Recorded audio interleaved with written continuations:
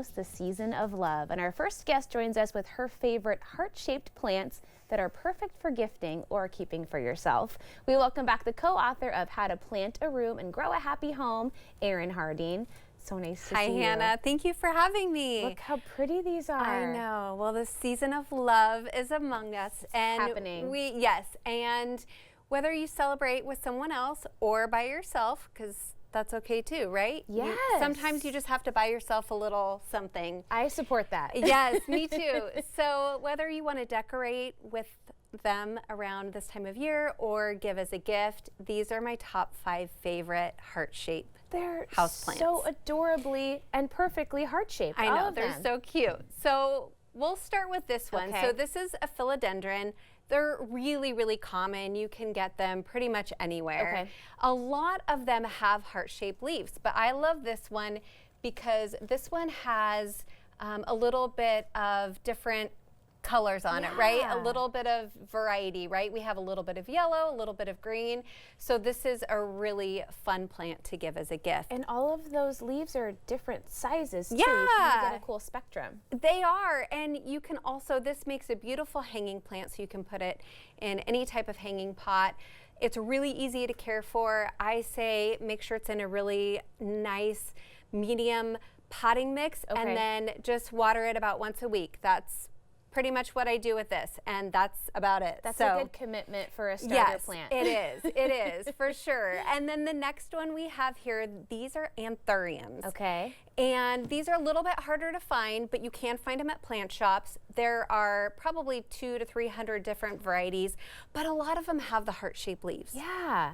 So this one is absolutely gorgeous. I recommend putting it in a really well-draining potting mix, something with a little bit of bark in it, and just make sure you're just not loving it with water. Okay. Like, you don't want to give it too much water. Don't overdo it. But these really like high humidity too. So if you have an area like a bathroom with a window, that's a perfect place for these. It's always nice to have things in every room to kind of perk up. And look, I love the contrast of the coloring there. It's so the veining is really gorgeous. Yeah. And then the next one we have is this little, we call these string of hearts. That is. Isn't it so cute? The cutesiest, teeniest, tiniest thing. This is a very cute little one, but they also get really big. So they can get to 8 feet long. Whoa. If you let it. It will trail very beautifully in your home. Okay. But these are succulents, even though they don't quite look like succulents. Wow. This is in the succulent family, so you want to treat it as such. Okay. Just make sure that it has a really coarse potting mix and that you're not watering it very often. So you, these I water about once every 3 weeks right now.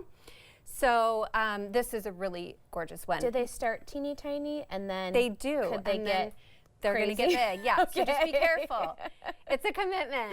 It's good to know. Yeah, and then we have the peperomia. These are so cute because they are heart-shaped, but they're also pink and purple. They're very, very cute. These are really easy to care for, and they're pet safe. So for those of you who have cats, dogs, super pet safe on these. They can munch on them if they need to, and they'll be fine.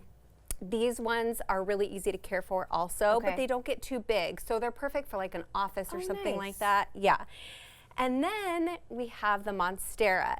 Now, this one will get very, very big. This is a baby. Okay. And that's why we have the heart-shaped leaves on this one. Oh, interesting. Yes, but eventually they will get big and the leaves will split. You've seen those really big split tropical leaves. That's what this plant is, but this is a little bit smaller because it's a baby.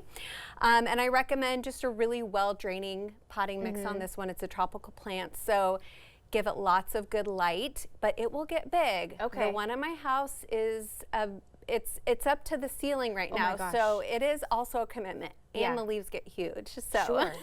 Now, the ones that, they just keep growing and growing and growing, are we transferring pots as we go, and that's kind of part of the journey? Yes. So I like to say about once a year or so, we want to pot it up in a pot no more than about 2 to 3 inches around Oh, okay. from the pot it's in currently. So this is about a 6-inch pot. This will go to about an 8-inch pot next time. Okay. This one will go to a 6-inch, and so on and so on. How do you keep track in your house? Because I know you have everything.